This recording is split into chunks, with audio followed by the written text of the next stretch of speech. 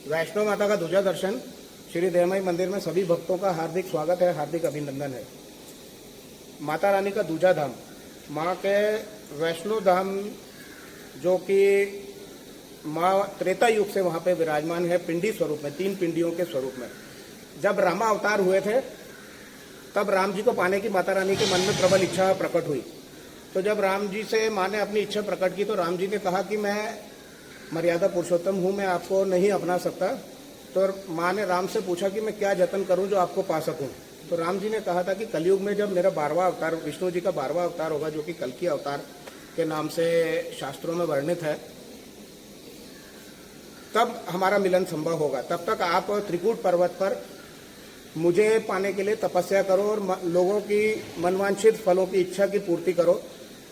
जब एक दिन में 1.25 लाख से ऊपर यात्री आपके दर्शन करेंगे उसके बाद हमारा मिलन संभव होगा। कुछ इस प्रकार से माता रानी को राम जी ने उनको आश्वासन दिया कि आप त्रिकूट पर्वत पर विराजमान रहिए। और माँ 3 स्वरूपों में, सरस्वती, काली और लक्ष्मी के रूप में माँ ऊपर विराजमान है। जो बुद्धि के रूप में कुछ मांगने आते हैं उन्हें सरस्वती के रूप में प्रदान करती हैं, जो लक्ष्मी के रूप में मांगने आते हैं, धन वैभव मांगने आते हैं, उनको लक्ष्मी के रूप में प्रदान करती हैं, और जो बल मांगने आते हैं उनको काली के रूप में माँ प्रदान करती हैं। तो 3 स्वरूपों का कंबाइन पावर लेके माँ वैष्णो का रूप धार के त्रिकूट पर्वत पर विराजमान है। त्रेता युग से रामा अवतार जब हुए थे, ये आपको मैंने बताया। जो ऊपर त्रिकूट पर्वत पर माँ पिंडी स्वरूप में कब से विराजमान है।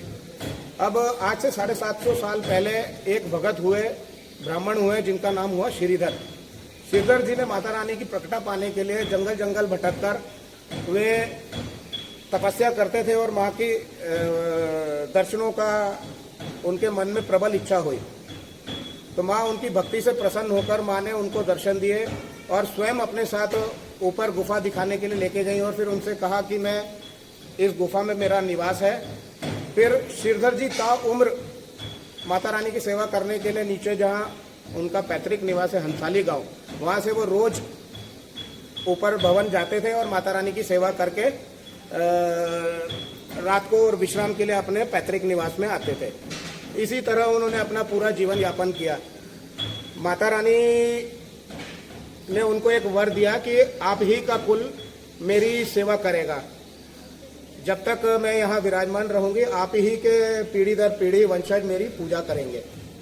आज भी ऊपर भवन पे जो मुख्य आरती होती है वो श्रीधर जी के पीढ़ी ही पूजा करते हैं।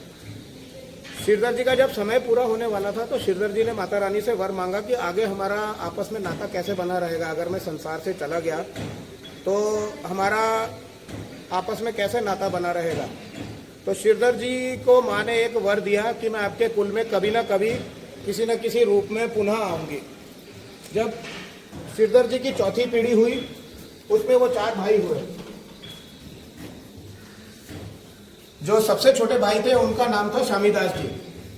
शामीदास जी के शादी के कुछ समय तक संतान सुख से वंचित रहने के कारण वे अपना पैतृक निवास छोड़कर इस स्थान पे आ गए जहाँ पे माँ देवामाई आज विराजमान है। जो देवामाई जी का मंदिर आप देख रहे हैं, माँ यहाँ आज से 550 साल पहले से विराजमान है। श्रीधर जी यहाँ आ गए और अपनी छोटी सी एक कुटिया बना के कुटिया में रहने लगे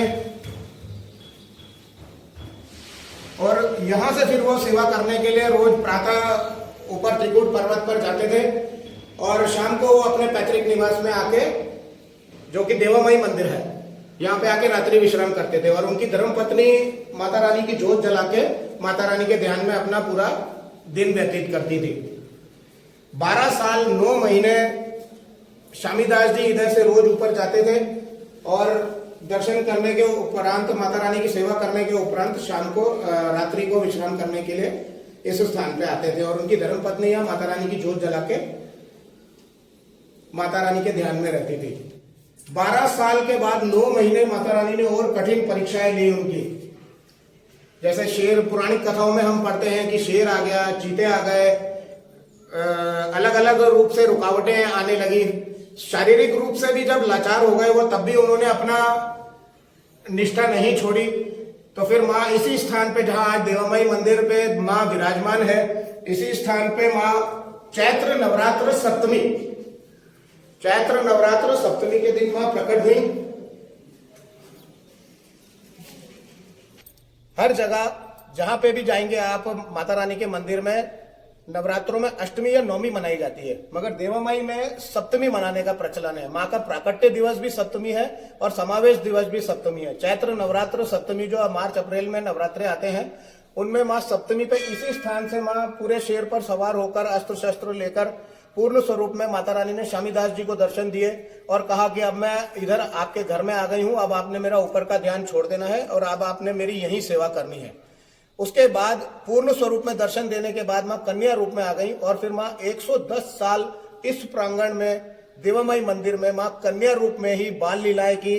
और सबसे प्रिय चीज माता रानी की कोडी, माँ यहाँ कोडियों के साथ खेलती थी। अपने आप मेन मुख्य द्वार से बाहर निकलेंगे तो एक लाल सी शिला देखेंगे, उस पर बैठ के माँ अपनी छोटी छोटी सखियों के साथ कोडियों के साथ खेलती थी। माँ की ये सबसे प्रिय चीज है। आप भिन्न भिन्न प्रकार के व्यंजन ले आइए या भिन्न भिन्न प्रकार की मिठाइयां ले आइए या एक कोडी ले आइए, माता रानी का ध्यान कोडी की तरफ जाएगा। माँ को इतनी प्रिय है कोडी।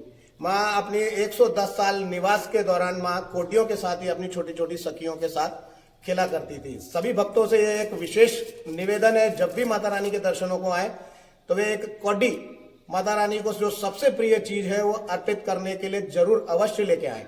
और माता रानी का खजाना भी यही है। देवामाई मंदिर में आपको खजाने के रूप में एक कोडी दी जाती है। तो ऊपर माँ गीटियों के साथ खेली थी और देवामाई में माँ कोडियों के साथ खेली है। कौल कुंडोली में माँ गेंद के साथ और झूला झूली है। अलग अलग जगह पर माँ ने अलग अलग भिन्न भिन्न प्रकार से लीलाएं की हैं और खेल खेले हैं।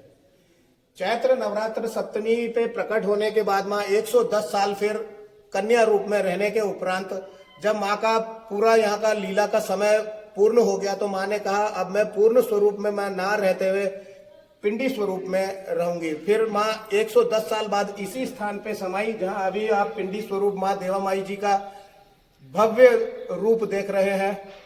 इसी स्थान पे माँ समाई और फिर जब माँ धरती में समा रही थी तो ये शिला प्राकृतिक रूप से प्रकट हुई, ये निर्मित नहीं है। सब गौर से सुनिएगा, ये निर्मित नहीं है। ये जब माँ धरती में समा रही थी तब ये शिला प्राकृतिक रूप से प्रकट हुई। फिर माँ ने वर दिया कि जो भगत किसी भी कारणवश ऊपर वैष्णो देवी नहीं जा सकता वो यहाँ आके मेरे दर्शन करेगा तो उसको भी उसी प्रकार फल प्राप्त होगा जो वैष्णो देवी के दर्शनों का फल मिलता है। तो ये वैष्णो माता का दूजा दर्शन जिसे कि देवामाई कहते हैं। और मैं आपको एक ये भी बात बताता चलूं कि दूजा दर्शन क्यों कहलाता है। कि कई बार यात्रियों के मन में संशय रहता है कि दूजा दर्शन क्यों कहते हैं। तो आज से 50-60 साल पहले जब गाड़ी नहीं होती थी, मोटर व्हीकल नहीं होते थे, पैदल यात्रा चलती थी, तो जब जम्मू से चलते थे लोग पैदल यात्रा वैष्णो देवी के लिए तो थोड़े से थकावट के बाद 8-10 किलोमीटर चलने के बाद जब थोड़ी थकावट होती थी पानी वानी पीने के लिए या चाय पीने के लिए वो विश्राम स्वरूप कौल कुंडोली मंदिर में रुकते थे, इसलिए वो पहला दर्शन कहलाता है। और फिर वहां से चलने के बाद देवामाई मंदिर जहां विराजमान है, इसके पीछे पहाड़ी के पीछे एक ओली माता मंदिर है। शाम के विश्राम के लिए भगत वहां पे रुकते थे और रात्रि विश्राम के लिए देवामाई मंदिर में आते थे, इसलिए इसको दूजा दर्शन कहते हैं।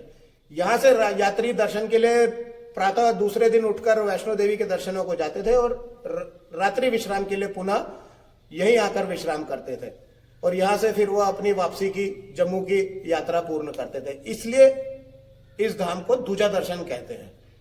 सभी भक्तों की माँ मनोकामनाएं पूरी करें, माँ सभी भक्तों को जल्दी जल्दी अपने दर्शनों को बुलाएं। इन्हीं शुभकामनाओं के साथ श्री देवामाई मंदिर से माता रानी के सभी प्रिय भक्तों को जय माता दी। जयकारा देवामाई जी दा, बोल साचे दरबार की जय।